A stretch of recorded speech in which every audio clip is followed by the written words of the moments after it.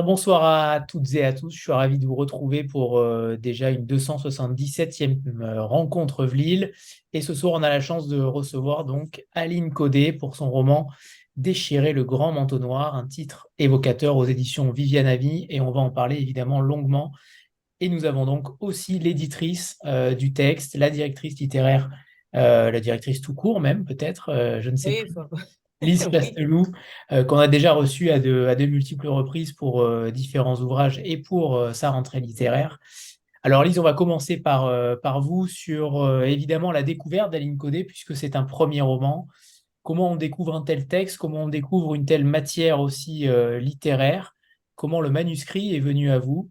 J'aimerais que vous nous parliez de ça. Pour l'instant, Lise, pour ma première question. Ok, eh ben, écoutez, déjà ravie d'être ici. Merci à tous. Toujours un plaisir aussi de rencontrer voilà, les lecteurs, enfin, d'avoir cet échange qui est extrêmement précieux. On n'est rien sans vous, donc merci à tous. Et puis, pour répondre à ta question, Anthony, en fait, ce texte est arrivé par la poste. Heu, Ça devait être au mois de septembre, je crois, 2020, quelque chose comme ça. Je sais plus exact ou 2019, je sais plus exactement. Mais en tout cas, il est arrivé par la poste, je l'ai enregistré dans les manuscrits, j'ai commencé à le lire et très vite je me suis dit: «Waouh, là il y a vraiment quelque chose», enfin, quand, voilà, quand on est au manuscrit, aussi toute la journée, quand on fait vraiment ce travail-là, quand on a une voix, voilà, comme Aline en fait, qui s'impose et que bon, ça devient un petit peu évident, je dirais.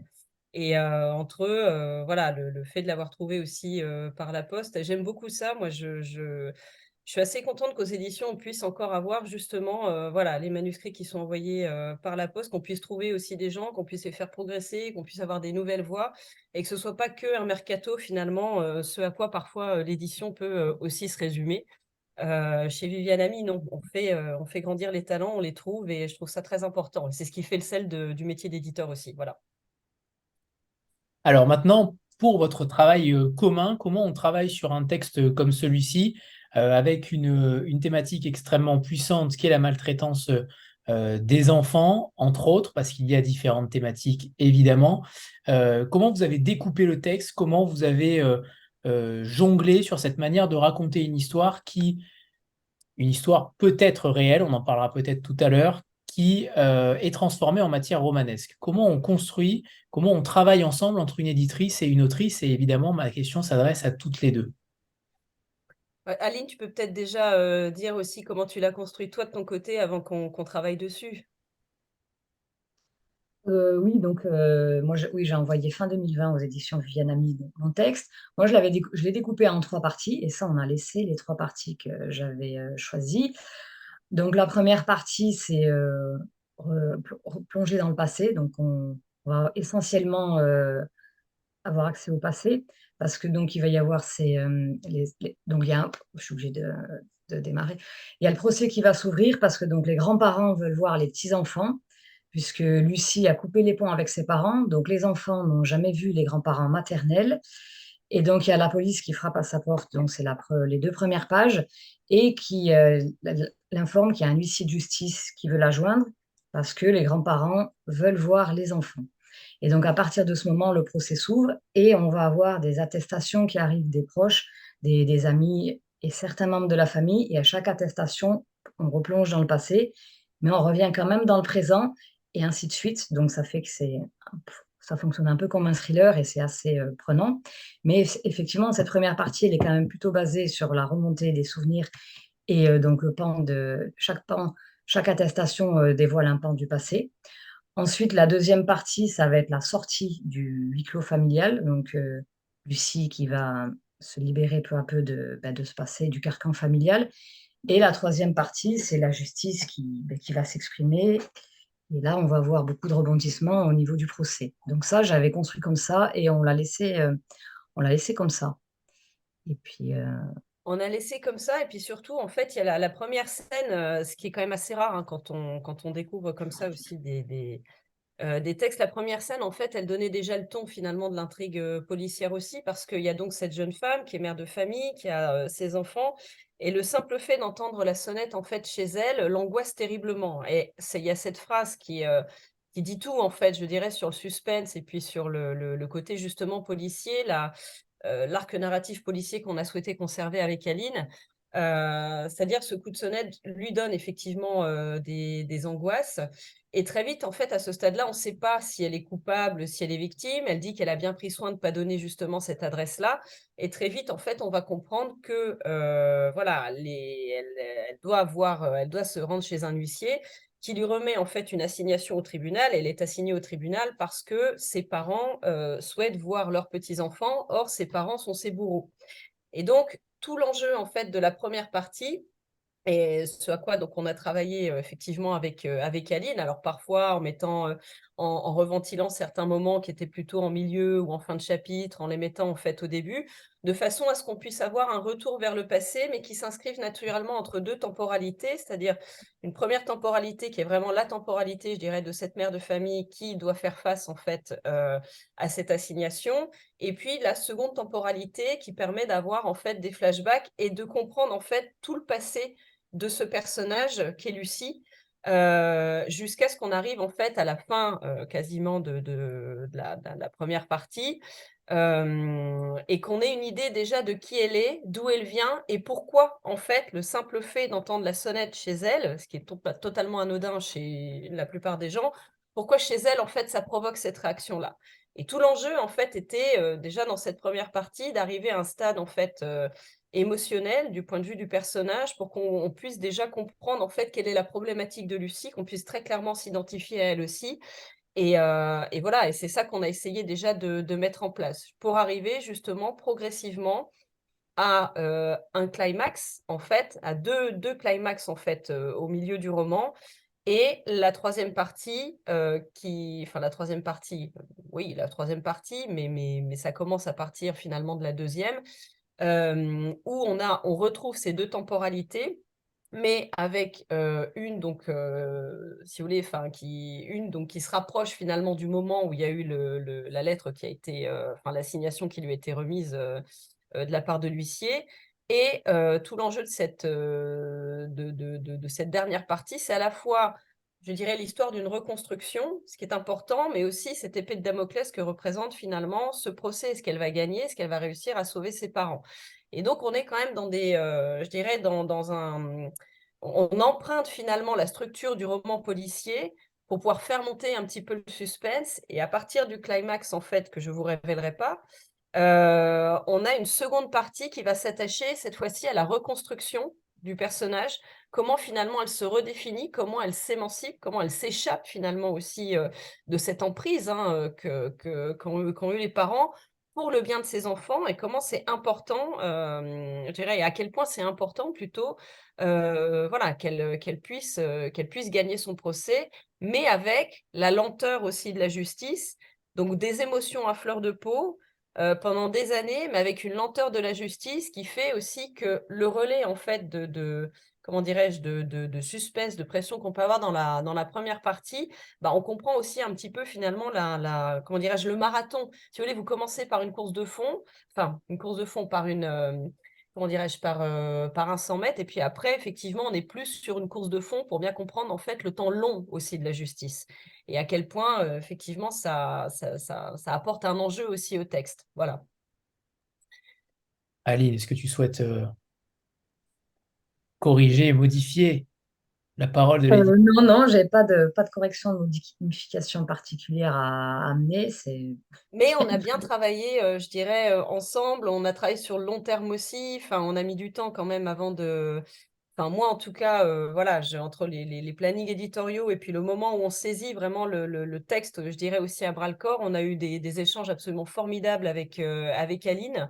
Et je dirais après, c'est vraiment, enfin, c'est un travail de patience, mais c'est aussi, enfin, on a mis longtemps finalement avant de se voir parce qu'on n'habite pas non plus dans la même ville.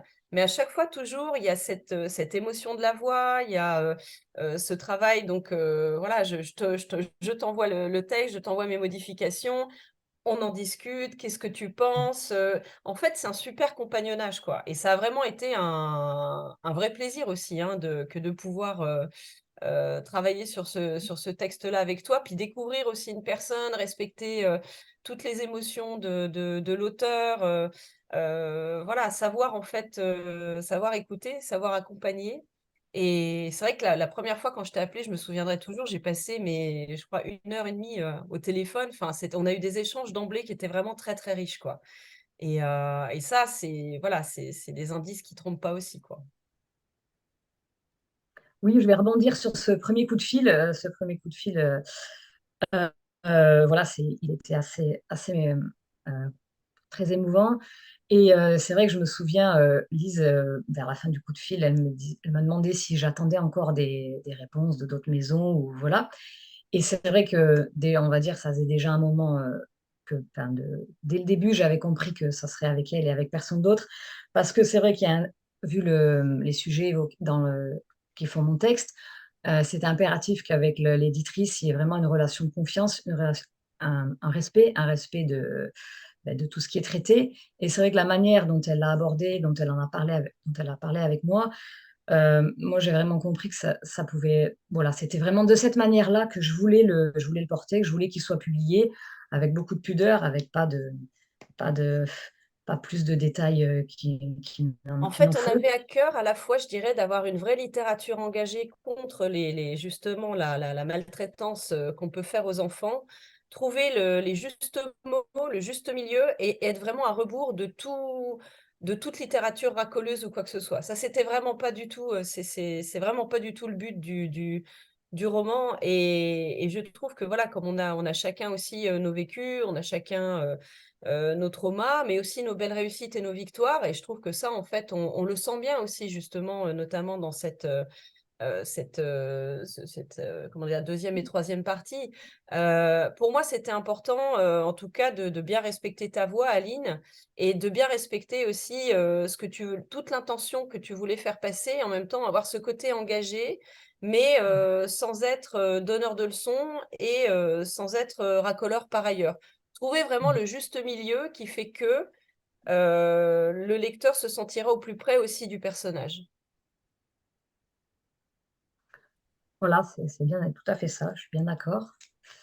Alors, je rebondis par rapport au fait que vous dites dans les remerciements, vous remerciez une certaine Maryse pour l'atelier d'écriture qui a réussi à transformer le récit en chantier en futur roman. Et ça, c'est intéressant parce que quand on a une matière comme celle-ci, euh, comment on la transforme véritablement en matière romanesque? Est-ce qu'il y a des limites auxquelles on ne déroge pas? Est-ce qu'il y a des choses qui sont davantage romancées?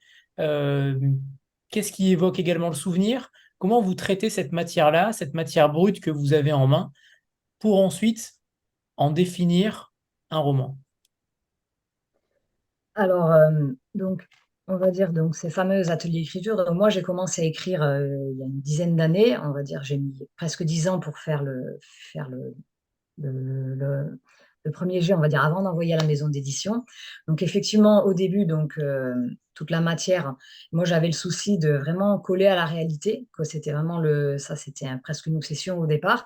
Donc, ça m'a fait 500 pages ou 600 pages, enfin, énormément de matière avec évidemment des choses qui n'avaient pas d'intérêt finalement, mais j'étais obligée de passer par là, chacun sa méthode. Moi, il fallait d'abord, on va dire, tout déverser. Je pense que le mot, bon, ben, c'est le bon mot, tout déverser. En parallèle, j'avais déjà commencé des ateliers d'écriture, mais qui étaient sur d'autres sujets, des textes spontanés qui n'avaient rien à voir avec mon projet. Et puis, c'est au bout de 3 ans d'écriture, cette fameuse Maryse Villermé, qui a conduit un atelier où le but, c'était justement, pour les gens comme moi qui avaient déjà beaucoup de matière et qui avaient vraiment envie d'aller au bout et de faire un roman, de les aider dans cette voie-là, en fait. Puisque entre tout déverser et faire un roman, on n'en est pas du tout, c'est pas la même chose. Donc, on était plusieurs, on a écouté on a lu nos textes, on s'est donné des conseils, etc. Et il y a pas mal de bonnes idées qui sont arrivées là. Et là, j'ai commencé à mettre en forme, j'ai commencé à organiser. Et là, le fait de faire des flashbacks avec le procès et le passé, d'allier les deux avec ces fameuses attestations qui arrivent au compte-gouttes, c'est une idée qui a germé à ce moment-là. Et là, il a commencé à prendre forme. Et puis, j'ai travaillé donc plusieurs années dessus. Et là, j'avais déjà pas mal avancé. Et puis, j'ai envoyé aux éditions Viviane Ami. Et donc, je me suis bien rendu compte assez vite que le boulot était loin d'être fini et qu'il y avait encore beaucoup, beaucoup de choses à faire. Et là, c'est vrai que justement, avec Lise, on a toutes les deux œuvré pour l'orienter plus vers le roman, pour plusieurs raisons, qu'on pourra évoquer aussi plus tard si j'ai des questions là-dessus. Mais il fallait vraiment que le lecteur puisse être embarqué dans l'histoire. Ça, pour moi, c'était fondamental. Parce que moi, je suis une très, très grande lectrice depuis toujours, depuis que je sais lire. Et c'est vrai que les livres représentent beaucoup, beaucoup pour moi. Et j'ai ressenti des émotions tellement fortes et tellement puissantes, qui ont tellement impacté finalement dans ma vie quand j'ai lu, que je me disais que si j'écrivais maintenant, il fallait que moi aussi j'essaye de transmettre des émotions du même, enfin, de la même intensité. Ça, c'était vraiment très important. Et c'est vrai que de choisir une narratrice et de vraiment tendre vers le roman, je pense que ouais, ça aide pour être embarqué dans une histoire. Donc, ça m'a éloigné de l'autobiographie pure et on est vraiment parti vers le roman. Et c'était plus confortable aussi pour moi parce que la distance, j'avais déjà pris de la distance. Pour commencer à écrire, il faut déjà un minimum de distance, mais de tendre vers le roman, ça accroît cette distance. Donc au final, c'était vraiment, j'allais dans le bon sens. Et au fur et à mesure, je suis allée plus là-dedans. Et ça Ah, rejoint effectivement, excuse-moi Aline, et ça rejoint tout à fait ce qu'on disait. C'est pour ça qu'on a eu ce super coup de fil aussi dès le début. C'est-à-dire que, voilà, être vraiment, trouver le point, le juste milieu qui correspond bien en fait à la matière et qui correspond bien à l'auteur. Parce que ce point-là, en fait, d'équilibre, il change énormément d'un auteur ou d'un texte à un autre aussi. Et le but du jeu, c'était vraiment que tout converge vers ce point absolument unique. Et la mise à distance est absolument nécessaire enfin, en littérature. Or, effectivement, quand on a des faits voilà, qui sont d'inspiration autobiographique, ben, c'est compliqué c'est compliqué parfois de pouvoir se voir en personnage ou quoi que ce soit. Et en même temps, c'est un petit peu ce qui est salutaire, je dirais, parce que c'est ce qui fait qu'on s'approche déjà de l'universel. Et le but du jeu, c'était vraiment voilà, d'avoir un personnage à partir duquel, et puis vous posez la question aux auteurs, enfin, forcément, tout est inspiré aussi de ce qu'ils ont vécu. Il faut déjà vivre pour pouvoir écrire aussi. Vous voyez? Donc on en revient toujours, je sais que c'est un petit peu bateau de le dire, mais on le rappellera quand même jamais assez. C'est-à-dire que on peut pas écrire pour écrire non plus, il faut déjà vivre en fait. Et après, il y a des façons de restituer aussi le vécu. Et l'éditeur, il est là justement pour trouver ce fameux point d'équilibre qui bouge en fait parfois même à chaque livre, hein, il faut quand même bien le dire aussi, hein. Et donc c'est ce à quoi enfin, ce vers quoi on a essayé de converger en tout cas avec Aline. Et parfois, quand on a un peu plus de distance, on voit un petit peu mieux le tableau, on voit un petit peu plus les reliefs, on voit un petit peu plus ce sur quoi il faut qu'on insiste aussi. Et en même temps, enfin, on peut parler avec des choses très techniques, mais le sensible, l'émotion, ça peut être une boussole aussi qui peut parfois fausser et qui peut aider. Et là encore, il faut trouver aussi le point d'équilibre émotionnel entre ce qu'on a écrit, ce qu'on relit, ce qu'on retravaille. Donc il y a vraiment un tout aussi. Et c'est vrai que c'est pas forcément évident à trouver, il faut s'adapter à chaque fois. Mais là, je pense qu'on l'a bien trouvé. J'aimerais qu'on parle évidemment du titre, Déchirer le grand manteau noir, et donc de cette, on peut appeler ça une métaphore, je ne sais pas, mais en tout cas, elle s'étend tout au long du livre. Tout au long du livre, on sent ce manteau qui est ce fil rouge, hein, un fil rouge constant autour du roman qui entoure Lucie, qui est douloureux à porter parfois, qui s'enlève quelquefois, c'est rare, mais ça s'enlève. Comment vous est venue cette idée de ce manteau? alors, attends, je suis désolée, Anthony, on parle de manteau. J'ai froid depuis le début, je vais juste m'en chercher un pull et je reviens. Alors j'aimerais bien que tu ailles chercher un manteau noir, justement, si tu en as un. Ça sera parfait pour ma Non, question. peut-être pas un manteau noir, hein, peut-être avec un peu plus de couleur. Mais bah, enfin, voilà, ça, le manteau noir, ça, c'est Aline. C'est sa sensibilité, c'est elle, ça part d'une sensation, ça part d'un vécu, et après, ça se couche sur le papier, quoi. Et voilà, j'attends qu'elle revienne. Voilà. C'est noir. Ça a l'air d'être C'est noir. noir, c'est Donc la j'ai noire fait bleu exprès, j'avais marine. pris un noir, tu vois. Et Parfait. ben voilà. En plus, je mets presque plus jamais de noir. Bon, bref. Alors, notre fameux manteau noir. Donc, déchirer le grand manteau noir, c'est bien moi qui l'ai trouvé et pas l'éditrice, puisque on m'avait souvent dit c'est les éditeurs qui trouvent les titres.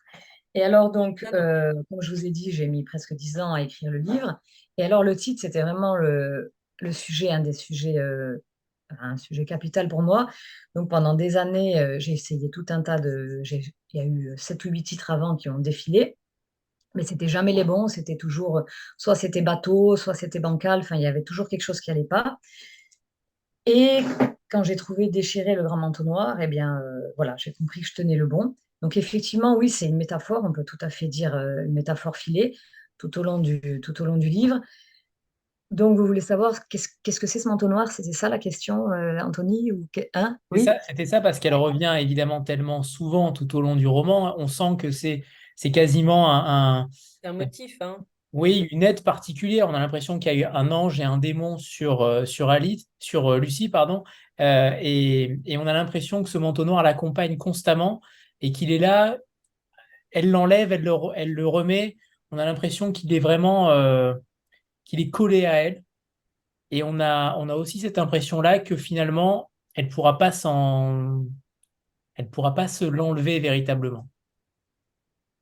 Oui, bah, je crois que c'est très bien, c'est tout à fait ça, Anthony. Oui, tu as tout dit. Donc, c'est- je vais donner plus de détails.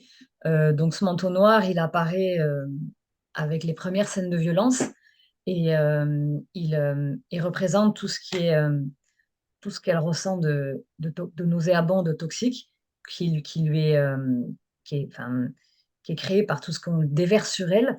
On va dire qu'il va y avoir de la peur, de la culpabilité, de l'effroi par moment, et il est là, qui en sert. Et voilà, dans ces moments-là, et puis on va dire elle trouve des moyens de sortir de tout ça avec la lecture, avec l'école, etc. Où donc elle respire. Et après, dès qu'elle retourne dans l'univers familial, ça revient, ça recommence, et il est toujours là. En fait, il est toujours là.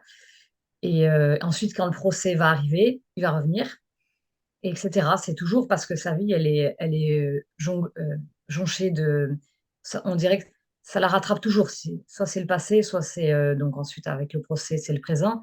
Mais effectivement, ce manteau noir, elle va essayer comment dire, donc elle va faire tout ce qu'elle peut pour l'alléger, etc. Mais effectivement, au final, il est toujours là. Et donc l'enjeu, effectivement, donc on a vu le titre, Déchirer le grand manteau noir. Donc tout au long du livre, on va voir comment elle va arriver à eh ben, le déchirer, comment elle va faire, comment elle va s'en sortir, et on va bien voir. Je Oui, peux puis pas en dire c'est plus. c'est une métaphore du mal-être, mais c'est surtout, enfin, c'est ce que c'est cette image-là, c'est ce sentiment-là qui va accompagner la narratrice. Parfois, on peut être très à l'étroit, on peut être engoncé finalement dedans. Parfois, effectivement, on va la forcer à le revêtir d'une certaine façon, mais jusqu'à ce que elle comprenne que de toute façon, il faut vivre avec, que c'est pas évident, mais qu'il faut vivre avec aussi, et jusqu'à ce qu'à la fin, en fait, elle puisse vraiment le saisir, en fait, saisir l'insaisissable d'une certaine façon, saisir cette douleur quand même assez insaisissable, et reprendre le pas aussi sur elle. Alors, je me lancerai pas dans des explications psychanalytiques ou quoi que ce soit, mais en tout cas, il y a voilà, cette image-là, elle est très très forte. Ça peut être pesant, ça peut être quelque chose qui vous empêche de respirer, ça peut, et puis en même temps, quand il s'en va, c'est un bonheur aussi, et savoir qu'il peut toujours, finalement revenir, c'est un petit peu, je dirais une, ça résume aussi d'une certaine façon la condition humaine avec, voilà, avec ses côtés extrêmement, sombres, mais avec lesquels on essaye d'avancer malgré tout dans sa vie, quoi. Et c'est ce que fait la narratrice jusqu'à ce que elle reprenne le pouvoir aussi sur, voilà, la façon dont elle a, d'envisager sa vie, de choisir aussi sa vie, c'est-à-dire de ne pas la subir. Et ça, c'est important. Et ça, c'est ce qu'on voit vraiment il y a quand même un message de résilience aussi à travers cette métaphore du manteau noir qui est extrêmement importante. Manteau noir qui n'est pas présente sur la couverture d'ailleurs. Non, On va pas en faire trop non plus. Elle a déjà le titre, voilà.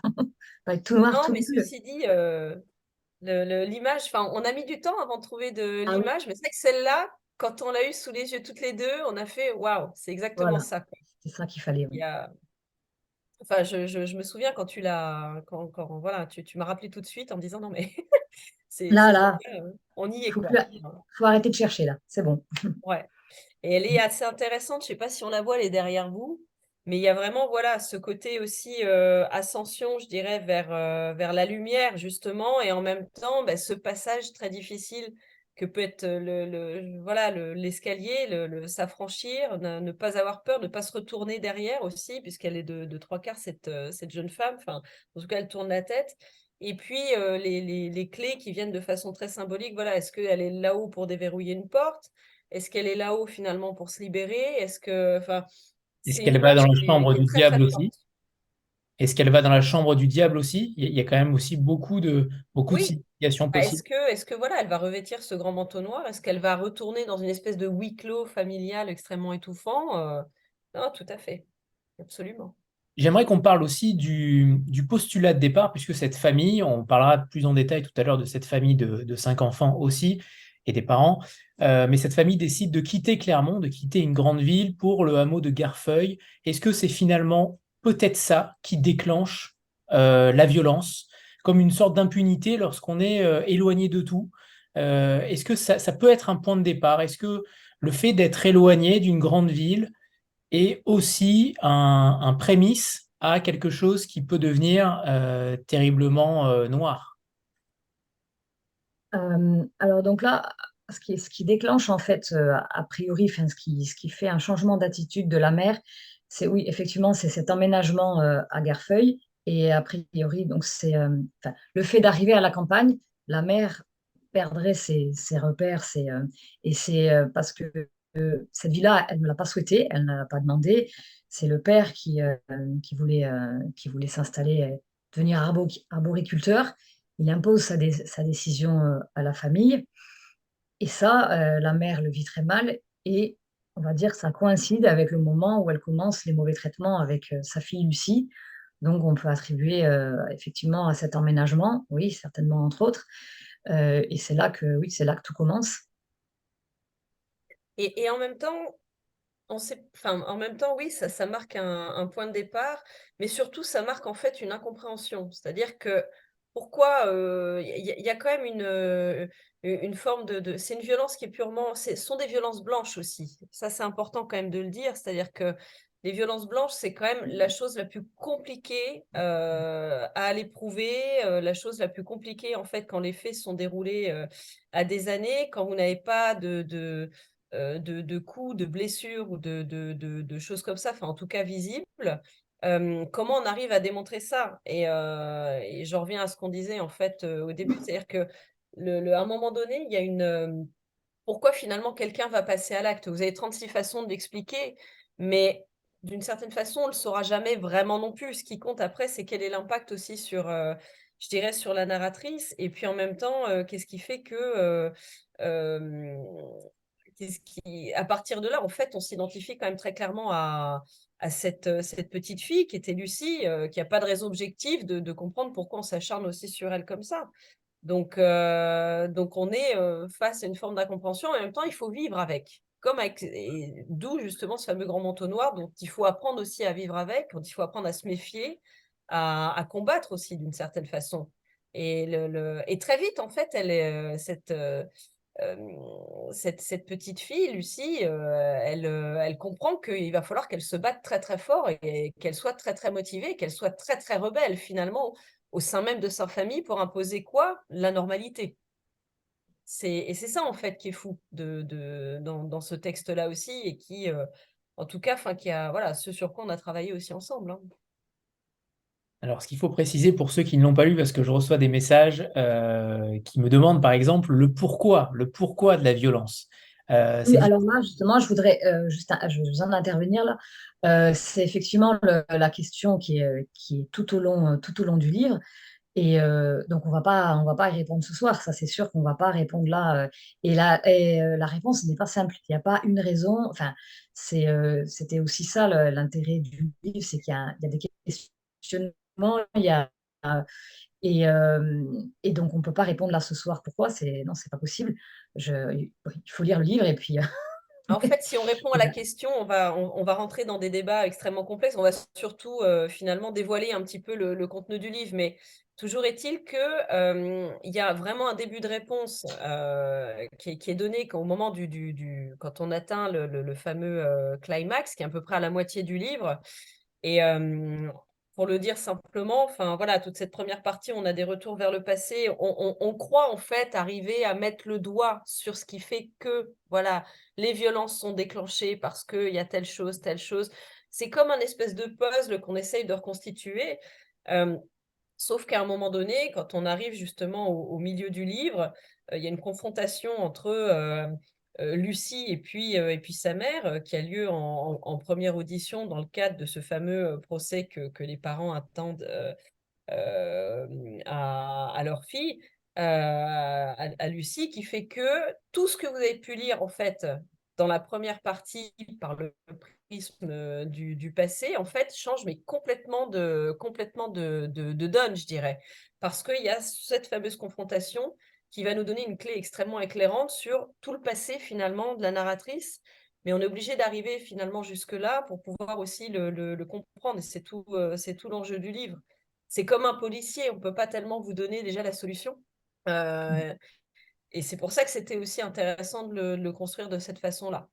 Et c'est pour ça que voilà, on était.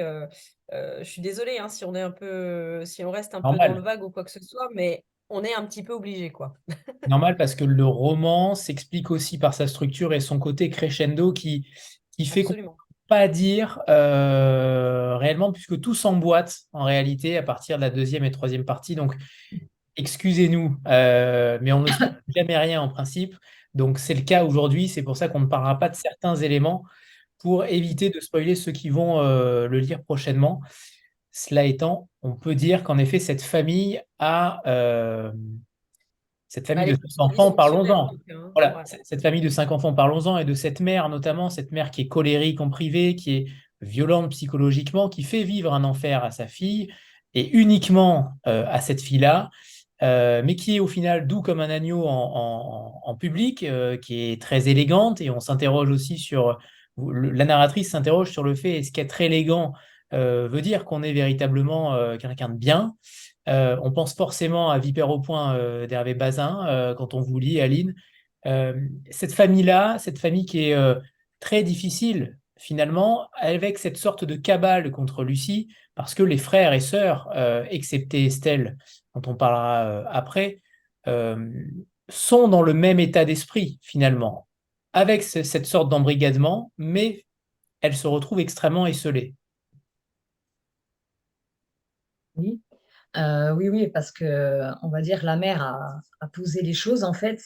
Ça, on va le découvrir après en détail dans l'attestation de Madeleine. C'est-à-dire que c'est elle ou Lucie. Il y a deux camps qui sont, c'est implicite, mais c'est posé. Les choses sont posées comme ça. Et il faut choisir. Et donc Estelle va être la seule qui va choisir bah, le camp de Lucie entre guillemets. Après, Madeleine, elle est bébé quand ça, puisqu'il y a 8 ans d'écart entre Lucie et Madeleine. Donc, et puis Valentin vient encore après. Et là, pareil, ces deux-là ne choisissent pas vraiment, ça se fait d'office. Il n'y a que le grand frère qui va délibérément choisir d'être avec la mère. Et puis le père va avoir alors là, une attitude complètement ambiguë. Enfin, c'est-à-dire que il va faire croire à Lucie que par moment, en tout cas pendant très peu de temps au début, qu'il peut l'aider. Et puis assez vite, quand la mère va mettre le haut là et lui faire comprendre qu'il va falloir choisir aussi, il va la laisser. Et donc, elle va être seule avec Estelle. Et c'est vrai qu'Estelle ne supporte pas cette injustice dont est victime sa sœur. Elle aime sa sœur et c'est insoutenable pour elle. Donc, elle va faire tout ce qu'elle peut. Elle va se battre à sa manière. Elle va surtout lui garder à manger parce que Lucie, elle apprendra plus tard que s'il n'y avait pas d'intervention de sa sœur Estelle, ce n'est pas dit qu'elle puisse manger, en fait, parce qu'il faut qu'elle soit là pour garder des restes, etc. Mais Estelle, elle va être écartelée parce que elle va avoir à cœur, elle va avoir absolument besoin de garder une place dans la famille. Elle veut pas être exclue comme Lucie. Donc, elle va essayer de défendre Lucie, enfin, de garder, de garder une place dans la famille tout en défendant Lucie. Sauf que ça, c'est quelque chose qui est assez périlleux et elle va le payer cher, elle va le payer très cher, et bon, je ne vais pas en dire plus, pas divulguer les choses. Ouais, mais il y a une. J'ai vu là, juste comme ça dans la discussion, Delphine, je crois, en cette semaine de la Journée mondiale des droits de l'enfant, est-ce que ce texte a été écrit pour donner une voix, et peut-être même une voix, eux à la fin, aux enfants en danger? On en a beaucoup parlé, Aline, ensemble, hein. Tu disais aussi Oui, que justement, ce texte-là, toi, tu voulais vraiment témoigner aussi, et puis dire justement voilà, dire aux enfants, enfin bon, tu avais ce projet aussi d'endroits refuge, d'endroits neutres, en fait, que je trouve très oui. intéressant, mais tu peux peut-être nous en parler? Et Oui, les moi, je voudrais biographes dire en est la preuve. deux choses où j'avais failli en parler au début, mais je me suis dit on gardera pour la fin. C'est-à-dire que si j'ai écrit ce livre, un des buts numéro un, c'est de donner un message d'espoir. C'est vraiment pour l'idée, c'est que quand il y a des enfances difficiles, terribles, on peut s'en sortir. Donc ça, c'était vraiment, voilà, moi, c'est dans cette optique-là que je l'ai écrit. Ça, je voulais que c'est important que je le dise, que je le dis comme ça dès le début.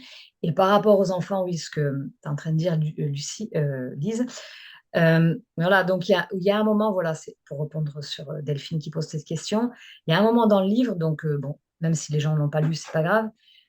Lucie, elle se retrouve chez l'infirmière parce que donc elle a mal au ventre, voilà, elle n'est pas bien. Elle se pose la question de parler, de raconter ce qui lui arrive, et elle se dit c'est peut-être l'unique moyen de m'en sortir, enfin de quitter cette famille, voilà. Toxique, ouais. Et donc là, elle réfléchit, et ce qui lui apparaît clairement, c'est que ok, si elle parle avec l'infirmière, ensuite, qu'est-ce qui va se passer? Qu'est-ce qui va se passer derrière? Et donc j'explique qu'elle imagine la petite dame des services sociaux venir avec sa petite mallette, poser des questions à ses parents qui présentent si bien, avec sa mère, avec ses petits tailleurs, ses petits talons aiguilles, et puis etc. Et ses parents qui vont très bien, enfin, répondre aux questions en voyant pas, enfin, de manière à complètement brouiller les pistes. Et puis la petite dame, soit croira les parents, soit les croira à moitié, mais puis reviendra peut-être une deuxième fois. Mais c'est pas. Et elle, qu'est-ce qu'elle va devenir ensuite, une fois que la petite dame est partie avec sa voiture? Qui va s'occuper d'elle face à ses deux parents qui auront compris qu'elle a parlé? Qu'est-ce qui va se passer? Et donc, c'est vrai que là, la solution, elle n'existe pas. Elle n'existe pas pour Lucie, en tout cas, elle ne la voit pas. Et donc, c'est vrai que moi, je me pose vraiment cette question de qu'est-ce qu'aujourd'hui un enfant peut faire quand c'est sa famille qui le détruit? Qu'est-ce qu'est-ce qu'il a comme solution? Moi, c'est vraiment. Et donc, le livre, enfin, moi, on va dire que moi, c'était vraiment. Il fallait que je l'écrive, c'était obligatoire. Donc, parce qu'il faut sensibiliser. Donc, évidemment, on commence à en parler, puisqu'il y a une campagne de sensibilisation là, lancée par le gouvernement, etc. Mais on commence à en parler, mais moi, je vois quand même que ça reste un tabou quand la violence est dans la famille. Et c'est vrai que concrètement, non, je ne vois pas ce qu'il y a aujourd'hui à changer. Je ne vois pas en quoi un enfant qui aujourd'hui est maltraité chez lui peut s'en Et sortir mieux que. ouais, et tu disais Je que vois pas. toi, justement, les médiathèques, les bibliothèques, enfin, avoir un endroit neutre, en fait, où l'enfant puisse parler, puisse être Oui, entendu, puisse être compris, pour toi, voilà. c'est extrêmement important. Ouais. Oui, ce que je disais, c'est que, comment dire, il faudrait que les enfants, dans le cas de Lucie, puissent avoir un endroit où ils peuvent aller, j'en sais rien, jouer au ping-pong, lire un livre, discuter avec des adultes ou des enfants, puissent avoir un endroit où il a le droit d'exister, où on ne lui demande rien, et un endroit où on ne lui demandera pas son nom, son prénom, pourquoi il est là, qu'est-ce qui lui arrive, parce que, voilà, un endroit où juste il a le droit d'être lui-même. Alors, Lucie, elle avait donc bien sûr l'école, il y a l'école, mais il y a les vacances scolaires. Et pendant les vacances scolaires, va falloir, c'est long, il faut attendre.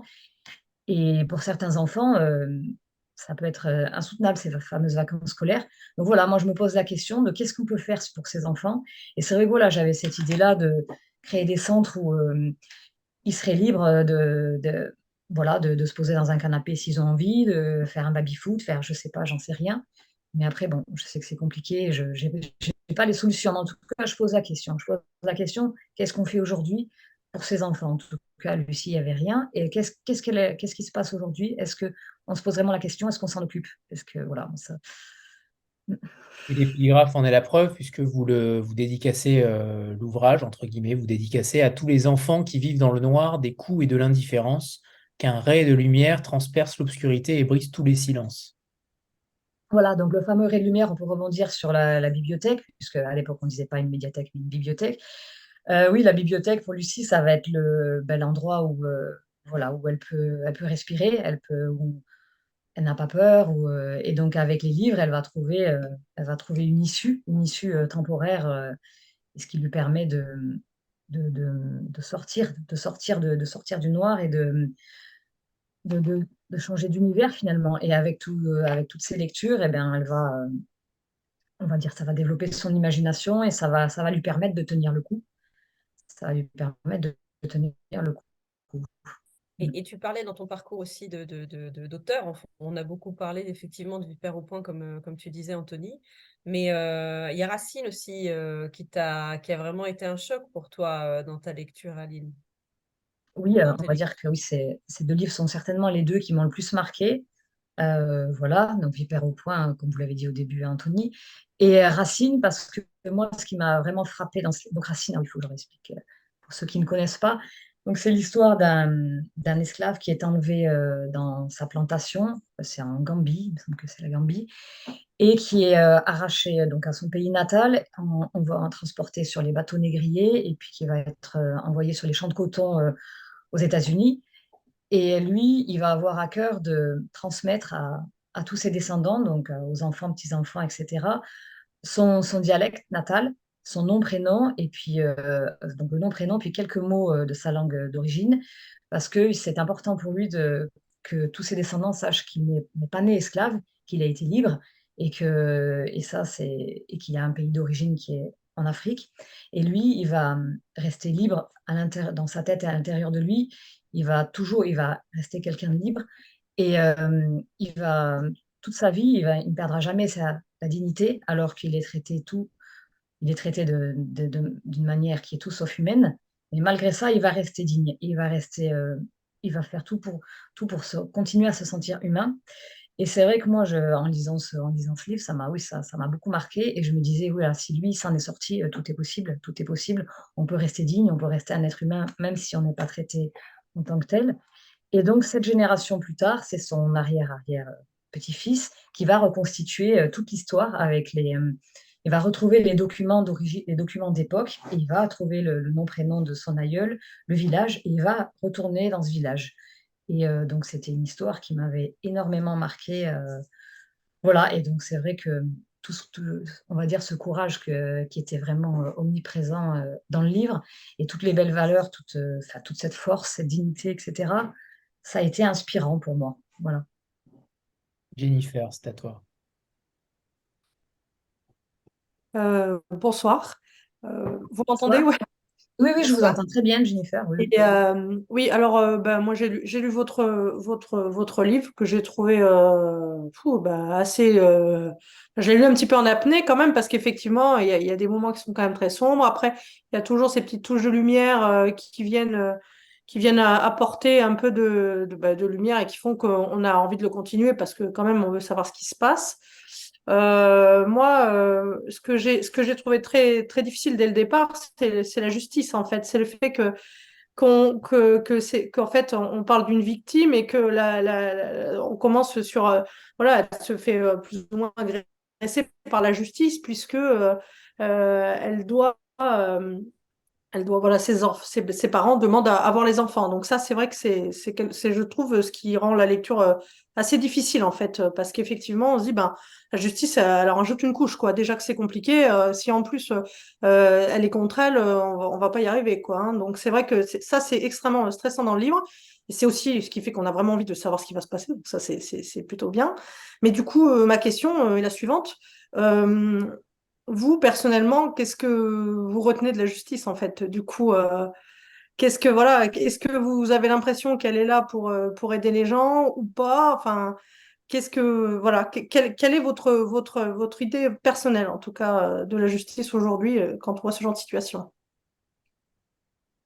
Euh, c'est clair que la situation dans laquelle se retrouve Lucie, ça dépasse l'entendement. Effectivement, vous étiez en train de le. C'est-à-dire que la victime se retrouve à devoir se justifier devant les bourreaux. Il y a vraiment quelque chose là, il y a un dysfonctionnement. C'est clair qu'on peut dire qu'il y a un dysfonctionnement. Cette situation-là n'aurait jamais dû arriver.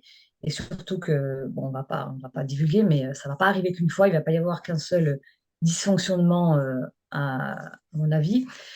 Donc c'est vrai que là, ça c'est voilà, le postulat de départ, il y a quelque chose qui vraiment dépasse l'entendement. Et pour moi, c'est ça qui a déclenché l'écriture, c'est vraiment le procès, c'est-à-dire le jour où l'assignation arrive dans la boîte aux lettres. Il y a un moment où voilà, toute cette matière que j'avais emmagasinée depuis le début, c'est là, et là, je me dis, bah, maintenant, il va falloir faire quelque chose d'intelligent avec ça, il va falloir essayer de donner du sens à quelque chose, à toute une histoire qui n'en a pas. Qui n'en a pas. Donc, moi, c'est vraiment ce que j'ai fait. Donc, j'ai pris à bras le corps ben, tout ce qui arrivait. Et je me dis maintenant, eh ben, on y va, on se met au boulot et on va essayer de trouver, en tout cas, de faire quelque chose d'intelligent avec tout ce non-sens, toutes ces horreurs, tout ce non-sens. Donc, à partir de là, ça m'a aidé voilà, à affronter. Alors, je vais vraiment répondre jusqu'au bout à votre question. C'est vrai que donc, tout ce que vous avez dit, ça, c'est ce que j'ai ressenti dans les premières années. Donc, le procès a duré 7-8, enfin, il y a 7-8 ans à peu près. Et il y a cette espèce de révolte, d'indignation on a envie de se taper la tête contre un mur tellement c'est une situation, c'est à l'envers, tout est à l'envers et voilà.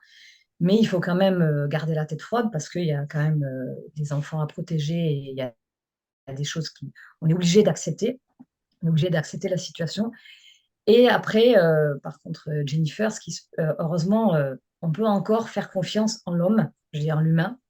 Voilà, c'est ça qui va sauver, qui sauvera le monde. On va dire que la justice, donc il y a des lois, qui donc là sont à se taper la tête contre un mur, des fameuses lois qui sont des non-sens parfois. Mais au-delà de ces lois, il y a des humains, il y a des hommes, il y a des juges, il y a des avocats. Et c'est vrai que dans l'histoire de Lucie, bon, on va pas tout révéler, mais elle va rencontrer aussi, il va y avoir aussi des humains dans le vrai sens du terme et qui pourront quand même faire qu'on va sortir un peu du noir.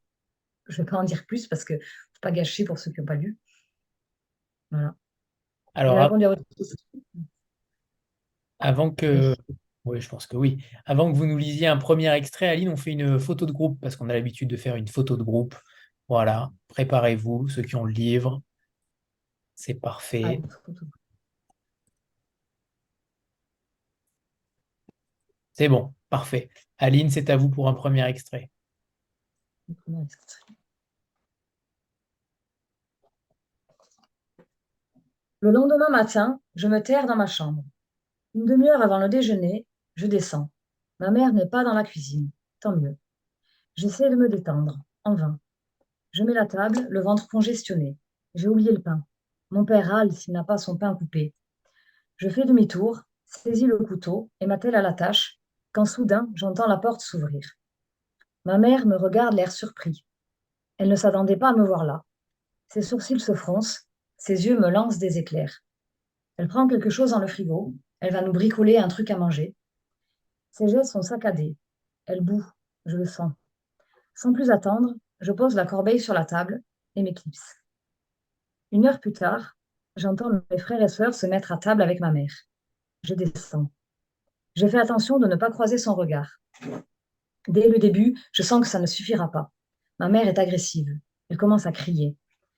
Sylvain la reprend. Il veut qu'elle arrête. Plus personne ne supporte cette tension permanente. Ma mère perd alors le contrôle. Personne ne comprend ce qu'elle dit. La fureur déforme les mots. La fureur déforme ses mots et son visage. Ses bras, ses mains s'agitent à une vitesse incroyable. Madeleine pleure. Valentin aussi. Sylvain et Estelle restent interdits. Les yeux de ma mère roulent dans tous les sens, puis se figent dans les miens. Je vois la haine qui déborde, immense, inépuisable, plus forte que les mots. De nouveau, les yeux glissent du mur à la table, du sol au plafond. Enfin, la sentence.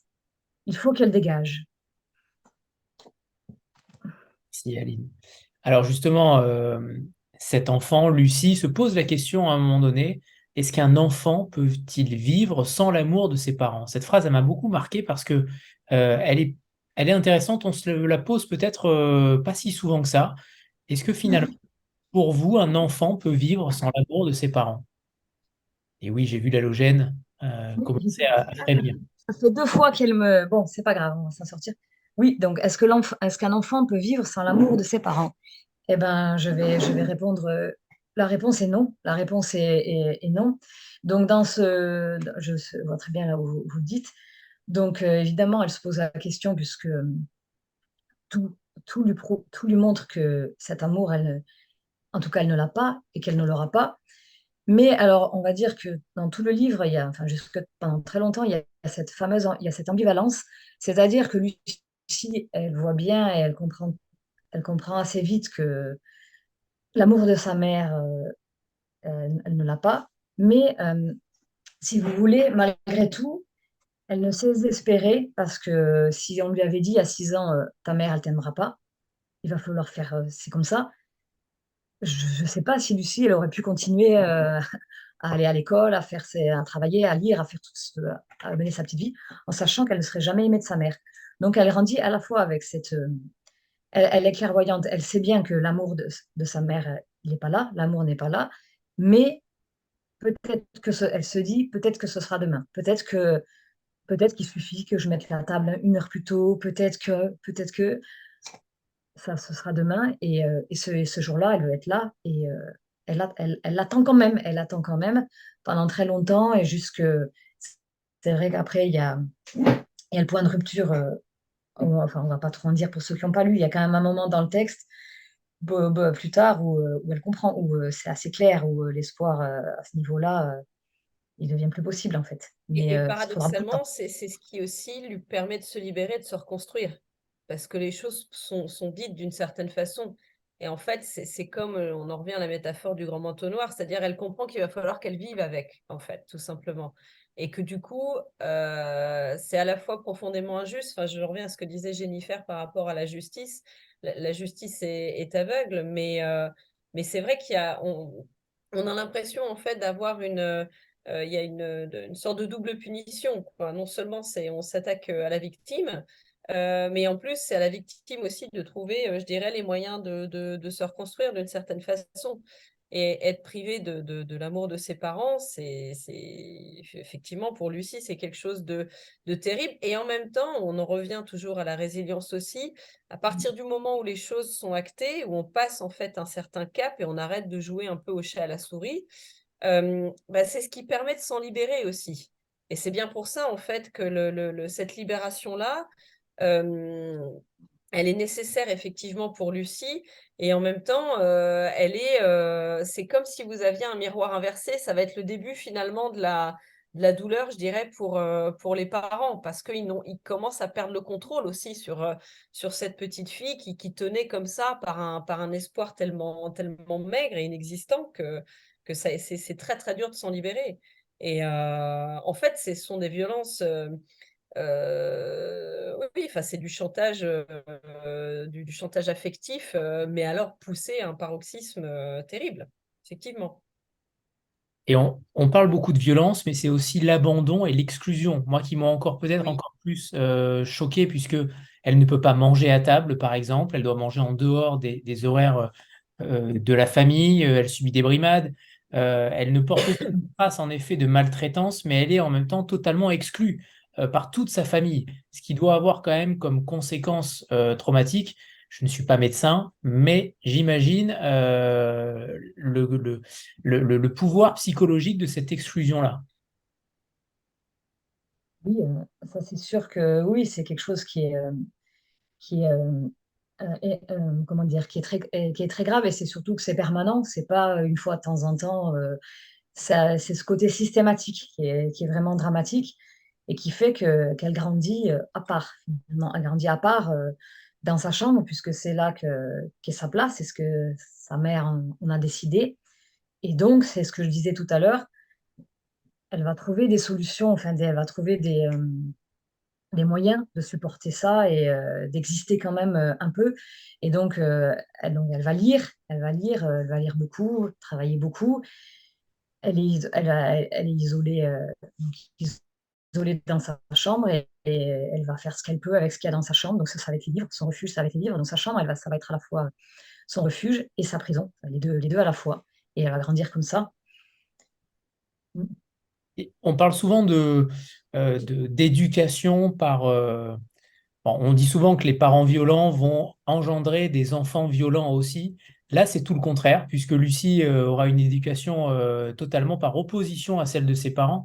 J'aimerais que vous nous parliez de ça également, parce que c'est Je trouve que l'opposition est d'une clarté sans nom. Oui, c'est vrai que ça revient souvent quand on dit que les enfants maltraités ont maltraité les leurs. C'est vrai que là, c'est absolument pas ce qui se produit, dans le sens où Lucie comprend très vite et comprend tout de suite que c'est l'attitude de ses parents qui est déviante et qui pose problème, et pas elle qui le mérite ou pas. Et c'est à partir de là que c'est évident qu'elle va pas elle va pas reproduire ce qu'on lui a fait, puisque depuis le début, elle le condamne. Elle le condamne parce qu'elle se rend bien compte à l'extérieur que quand elle va à l'extérieur, il y a pas, tout fonctionne normalement, et que c'est vraiment ses parents qui ont une... Elle le comprend, ça. Elle le comprend. Donc à partir du moment où il y a une prise de conscience, il ne peut pas y avoir répétition. Il faut s'il y a prise de conscience, il y a pas de répétition. Et donc elle, voilà, ça va être assez naturel pour elle d'aimer ses enfants et de les traiter comme ils le méritent. Et justement, on va dire qu'à la naissance, suite à la naissance de ses enfants, elle est encore plus stupéfaite et sidérée de ce que lui a fait sa mère, puisque elle déborde d'amour pour chacun de ses enfants, et du coup s'explique encore moins une attitude aussi ignoble d'une mère de famille, en fait. Donc c'est encore moins explicable, oui. Et aussi très intéressant, c'est qu'avec tout ce qu'elle subit, on pense aussi avec le lecteur qu'on est, on pense que elle pourrait imaginer d'envisager un suicide. Elle en parle à un moment donné, elle parle du suicide, mais en même temps, elle a des idées très contradictoires par rapport au suicide. Elle a envie de partir et en même temps, elle ne le fera pas. Elle ne veut pas le faire. Comment on explique une telle dualité quand on est aussi souvent confronté à la violence, à l'exclusion et à tout ce qui se passe dans sa vie? On va dire que oui, elle a envie de disparaître parce qu'il y a eu plusieurs moments, oui, il y a 3 moments dans le livre où justement cette fameuse exclusion, ce que vous disiez tout à l'heure, ces sentiments-là qui l'a fait le plus souffrir et qui fait qu'elle a ces envies-là, cette envie de disparaître, parce que la souffrance est trop forte, c'est trop. Et il y a des moments où elle veut plus se battre, elle veut plus, elle y arrive plus.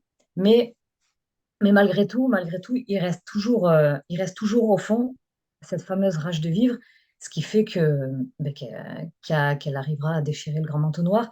C'est que depuis le début, chaque fois qu'elle est exclue, isolée, etc., il y a toujours quelque chose qui la tient. Il y a toujours une envie de continuer, continuer à vivre et d'aller de l'avant parce que il y a toujours cet espoir au fond d'elle, d'une vie meilleure, mais plus forcément chez elle. C'est-à-dire que elle sait que la vie, c'est pas ça. La vie, ce qu'elle vit là, c'est quelque chose qui en a été décidé par ses parents, mais c'est pas la vraie vie. Enfin, c'est pas, la vie, c'est autre chose. Et elle a bien envie d'aller voir cette autre vie, en fait. Cette autre chose, elle a bien envie d'y goûter et de le créer, de le construire. Et donc, elle passera pas à l'acte. Mais ça veut pas dire qu'il n'y a pas des moments où c'est tellement dur que oui, qu'elle aura envie de baisser les bras. Mais entre avoir envie de baisser les bras et passer à l'acte, il y a quand même un grand pas, et ce pas-là, il n'est jamais prêt à le franchir. On n'a pas encore parlé du style du livre, du style de l'écriture, de votre écriture, parce que j'y ai trouvé beaucoup de colère, il y avait peu de retenue finalement dans les dialogues, dans la manière dont elle parle, cette Lucie. Elle est très en colère. On sent cette colère-là. Alors, je ne sais pas si c'est la colère de l'autrice ou la colère de la narratrice, mais il y a quand même quelque chose qui transparaît dans ce qu'elle dit avec ce langage qui est parfois un petit peu enfantin quand elle parle de son passé, parfois un petit peu plus soutenu quand elle est devant un tribunal. Mais comment vous expliquez aussi cette colère qui transparaît à travers ce personnage-là? Ah ben, cette colère, c'est aussi ça qui la tient. Ça, faut pas dire, faut dire les choses comme elles sont. On va dire que quand Lucie, elle est face à toute cette violence et que elle se la prend en pleine figure en permanence, il n'y a pas 36 méthodes on va dire, pourquoi il y a une réaction, forcément une réaction, et sa réaction, ça va être, c'est de la colère, et c'est ça aussi qui la tient debout, cette révolte. On va dire cette révolte, si elle s'était laissée dominer, eh ben, elle en serait morte, quoi. Elle en aurait crevé de tout ça. Donc, c'est sa manière de tenir debout, cette rébellion, c'est ça aussi qui fait qu'elle va s'en sortir.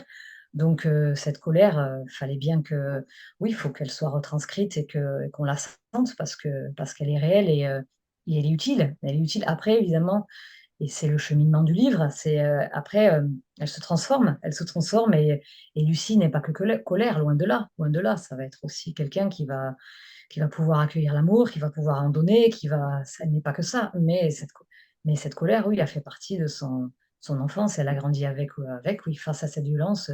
C'est une arme dont elle s'est servie, quoi. Et justement, quand je vous ai lu, Aline, euh, en réalité, je vous ai imaginé l'écrire.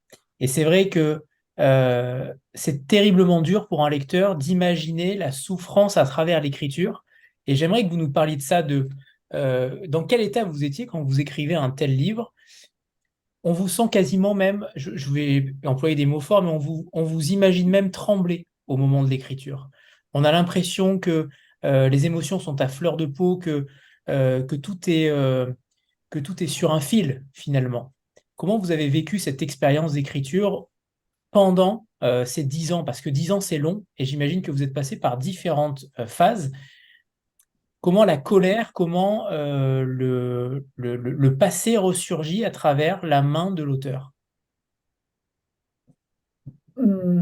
Alors, on va dire que le passé ressurgit, oui.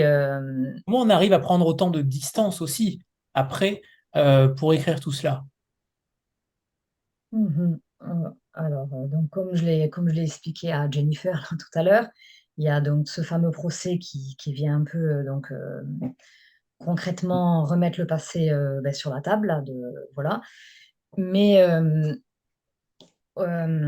donc il est là, et donc comme j'ai expliqué tout à l'heure, il fallait faire quelque chose avec ça. Donc la matière, elle était là à portée de main, puisque de toute façon, elle n'était jamais partie très loin. Et là, il a fallu tout ressortir pour la procédure. Donc là, le passé enfin, il ressortait assez facilement. Après, comment je l'ai écrit concrètement, je vais vous répondre. Moi, j'ai mis beaucoup de musique, je mets de la musique pour écrire. Alors, vous allez rire. Donc, soit j'écoute Nirvana, soit j'écoute de la musique zen. D'accord? Et c'est véridique, hein, c'est pas.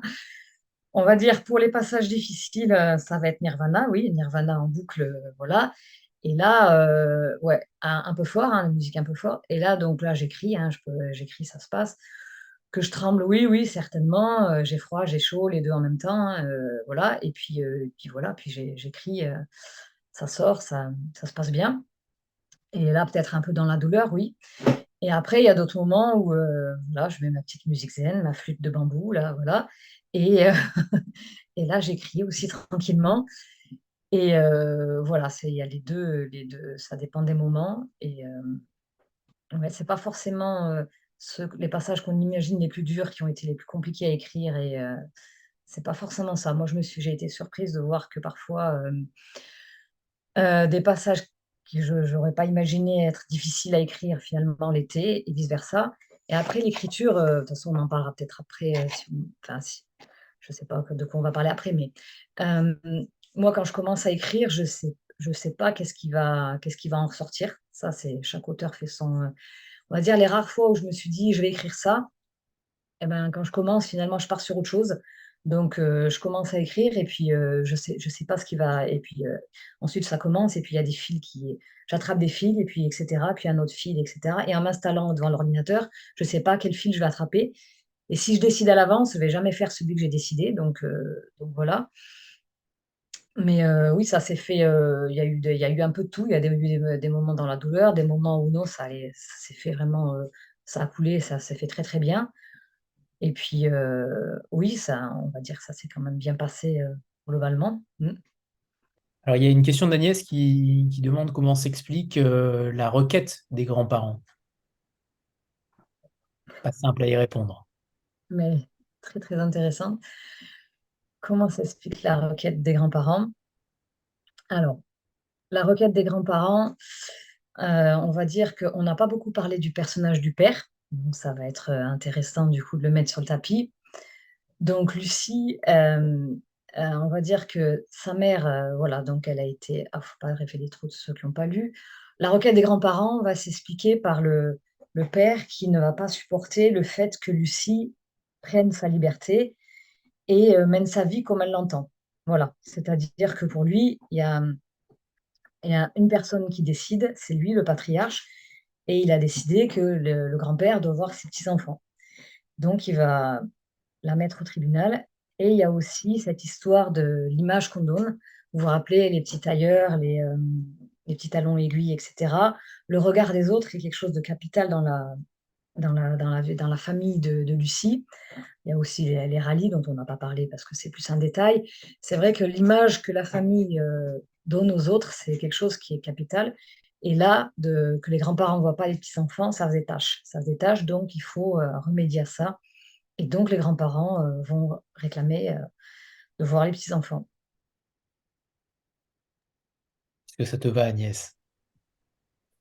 Alors justement, je vais rebondir sur le père qui, quant à lui, bien paraît inoffensif et Lucie a beaucoup d'admiration aussi pour lui. Finalement, il est sous emprise de sa femme. Euh, il a évidemment deux facettes, une facette en dehors de la présence de sa femme et une facette en présence de sa femme. Mais Lucie croit toujours à cet espoir. Elle est quand même, elle croit toujours, peu importe de qui il s'agit, de la mère ou du père, elle a toujours cet espoir, jusqu'à un certain point bien sûr, mais c'est quand même un personnage qui croit, mine de rien. Malgré tout ce qui lui arrive, elle continue de croire.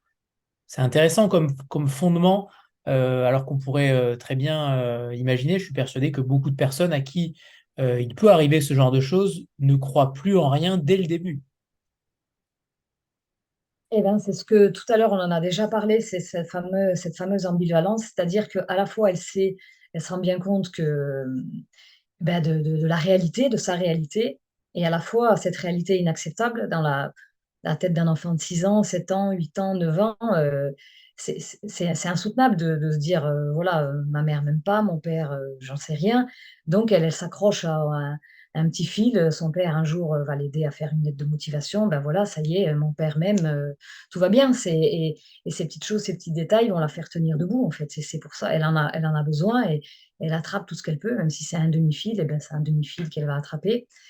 Et puis, et comme lui, il n'est pas ouvertement, délibérément méchant avec elle, voilà, elle se dit, il obéit à sa femme, et puis c'est tout. Mais au fond, peut-être ça lui plaît pas. Voilà, elle essaye de s'accrocher pour toujours pareil, parce qu'un enfant a besoin d'être aimé et d'aimer ses parents, en fait. Donc elle fait comme elle peut avec ce qu'elle a pour tenir debout, en fait.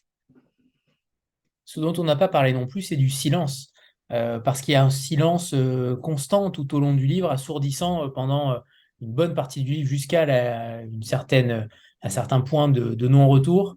Elle tente de parler, Lucie, elle tente, mais elle n'y arrive pas, jusqu'au moment où elle défiera sa mère, et on n'en dit pas plus, bien sûr, mais jusqu'à ce moment-là, elle essaye, mais n'y arrive pas. Comment on peut expliquer un tel silence, parce qu'elle se confie à personne finalement, je crois, jusqu'à sa sœur Estelle. Euh, mais comment on fait quand on est enfant pour ne se confier à personne, pour ne se libérer d'aucun poids de tout ce qu'on a pu vivre dans le passé? Ben, Lucie, elle se confie pas parce que, comme vous dites, à part sa sœur Estelle, parce que il faudrait pouvoir faire confiance pour se confier. Et c'est vrai que Lucie, elle est isolée, on va dire. On a parlé donc de la famille. Ce qu'on n'a pas dit aussi, c'est que c'est une vie quasiment en huis clos, en fait. On voit la famille ne voit quasiment personne. Il n'y a pas d'amis, pas de la famille élargie, c'est assez rare finalement. Donc Lucie, elle se confie pas parce qu'elle a personne en qui elle pourra avoir confiance. Et c'est qu'elle a peur aussi. Elle a peur de ce qui pourrait se passer si ça revenait aux oreilles de sa mère. Et donc elle veut pas prendre le risque. C'est déjà assez dur comme ça. Donc elle prend pas le risque. Et c'est avec ce que j'ai dit aussi déjà tout à l'heure, avec les livres, avec l'école, elle va trouver un moyen de respirer. Elle va trouver de l'oxygène ailleurs, en fait. Mais finalement, est-ce que ça aurait pu être pire? Ça aurait pu être pire. Est-ce que ça aurait pu être pire si elle avait parlé? Ah ben, je pense en tout cas, c'est quelque chose qu'elle a en tête, hein, ça. Oui, ça peut toujours être pire. Peut-être, oui.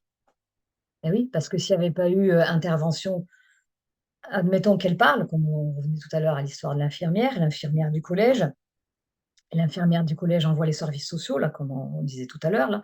Et puis ensuite, ils s'en vont. Enfin, oui, après, on va dire que si les parents apprennent qu'elle a parlé, bien sûr que Lucie, ça aurait pu être pire. Elle mesure le risque, je pense. Elle mesure le risque et elle le prend pas. Est-ce que vous pourriez nous lire un deuxième extrait, Aline, en contextualisant un peu, parce qu'en effet, le premier mot, Ah oui. on sait que c'est cette nuit-là. Voilà, non, donc ce passage-là n'a pas de rapport avec le passage précédent. Cette nuit-là, je ne dors quasiment pas. De nouveau, un vide immense m'engloutit. Le réveil sonne. Mes yeux ouverts depuis longtemps fixent l'écran. 6h30. Je me lève. Oula, excusez-moi. J'ai j'ai perdu ma page.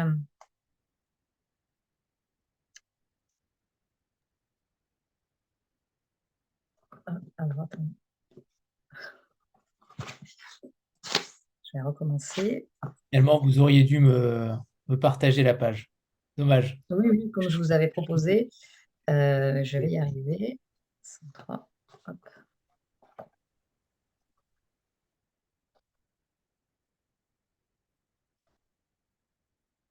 Voilà, c'est bon. Cette nuit-là, je ne dors quasiment pas. De nouveau, un vide immense m'engloutit. Le réveil sonne. Mes yeux ouverts depuis longtemps fixent l'écran. 6h30. Je me lève. On va à la mer, camper. Je déjeune, je me lave, je referme mon sac et monte dans la voiture de Lydie. Il fait très beau. Toujours ce bleu éclatant et tout ce noir à l'intérieur de moi. Nous ouvrons les fenêtres, il fait déjà chaud.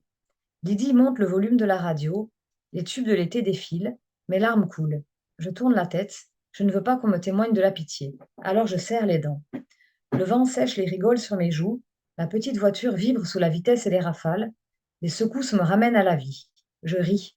Lydie et moi luttons pour discuter malgré le vent, la musique, le moteur de la voiture qui peine.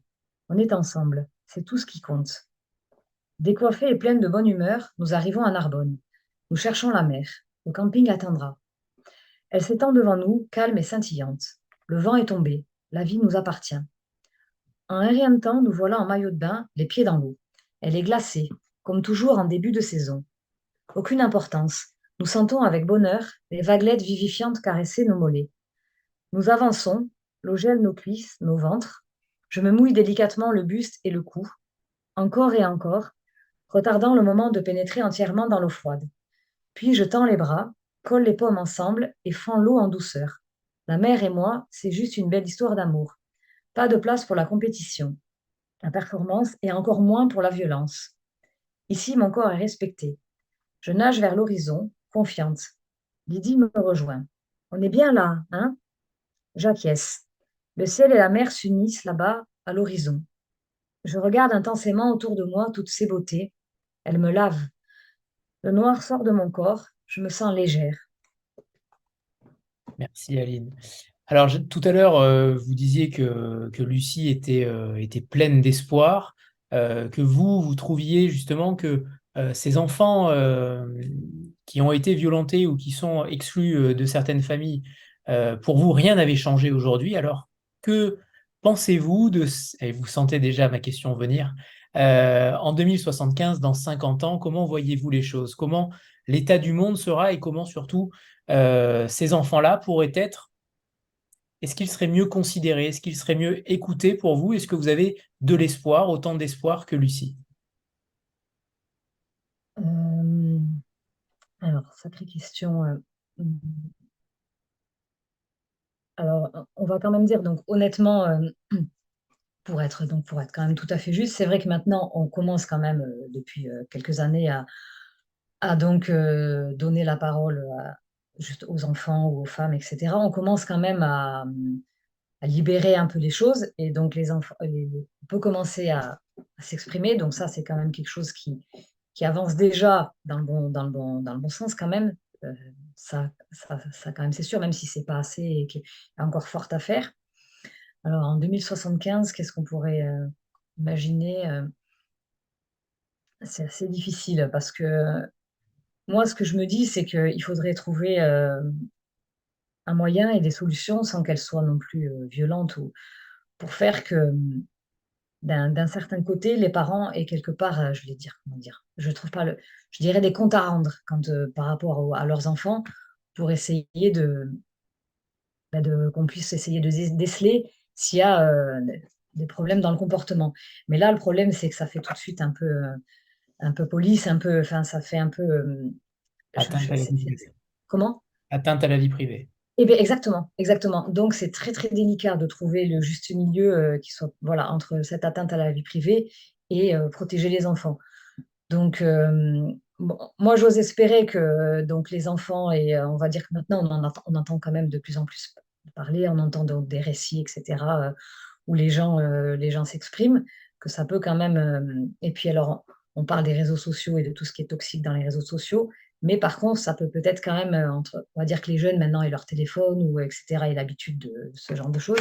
Ça peut quand même être aussi un moyen pour qu'ils parlent, et pour que les choses sortent. Ça peut aussi être un moyen. Donc, j'ai envie d'imaginer qu'en 2075, les choses seront quand même facilitées pour ceux qui veulent s'exprimer, et puis qu'ils oseront plus, que peut-être ils oseront plus. Maintenant, je me dis que voilà, on peut espérer ça.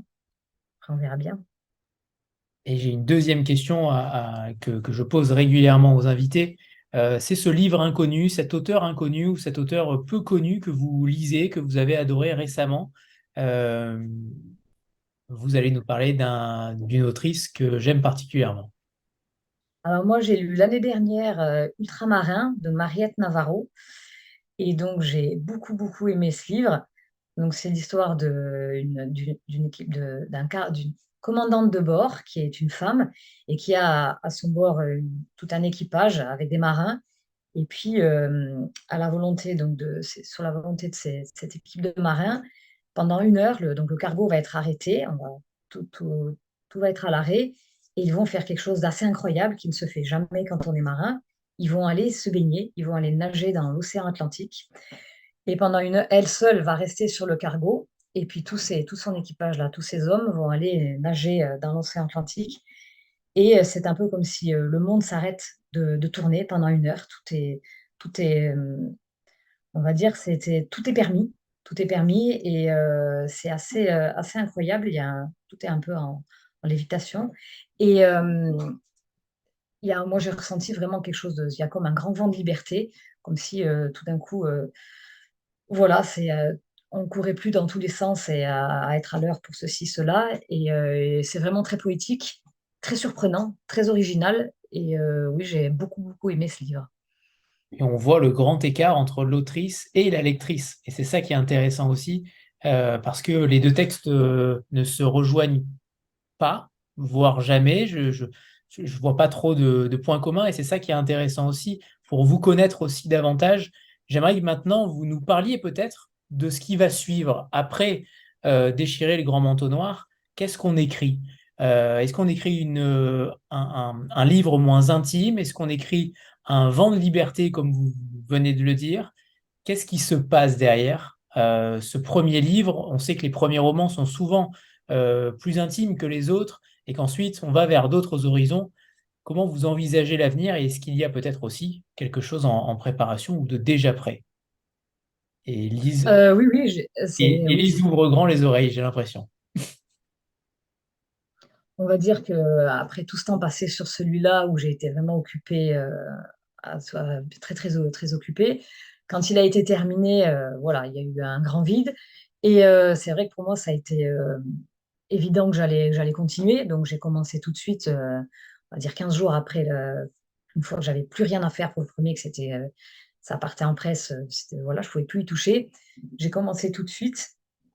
Et puis après, il y a eu des choses à faire là, pour la promotion du premier, et j'ai été interrompue. Et là, donc maintenant, je m'y suis remise. Et c'est vrai que pour moi, Déchirer le grand manteau noir, en fait, c'était un peu oui, c'est un point de départ, en fait. C'est un point de départ. Il fallait que je commence par là. Ça m'a mis le pied à l'étrier pour l'écriture. Et maintenant, on va dire que je suis entrée en écriture. Et maintenant, je continue. Donc là, c'est complètement fictif. Ma scène de départ et mes personnages sont créés de toutes pièces par mon imagination. Après, évidemment, comme disait Lise au début, on met toujours un peu de soi dans le livre, voilà, parce qu'on n'écrit jamais sur du vent, sur des choses c'est jamais tout complètement inventé. Il y a forcément un peu de réel, un peu de vécu qui vient un peu s'immiscer. Donc là, oui, ça sera vraiment, on va dire que ça va être des situations ou des scènes que j'ai vécues, mais je vais pas du tout me servir de choses vécues, mais simplement de choses que j'ai tutoyées ou voilà, et que j'ai pas du tout travaillé dans Déchirer le grand manteau noir.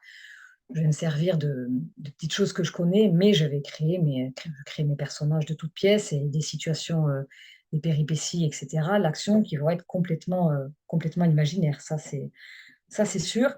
Et c'est vrai que là, du coup, le fait de sortir du cadre avec les faits réels voilà, qui étaient un peu ma ligne de conduite dans Déchirer le grand manteau noir, là, je ressens une grande liberté. Et c'est vrai que c'est assez jubilatoire de se dire, on y va, et puis on verra bien où les personnages me mènent, sans avoir besoin de cadrer et de dire, oui, mais il faut que ça soit quand même fidèle à la réalité. Donc là, c'est vrai que c'est une grande liberté. Et c'est assez jubilatoire, oui.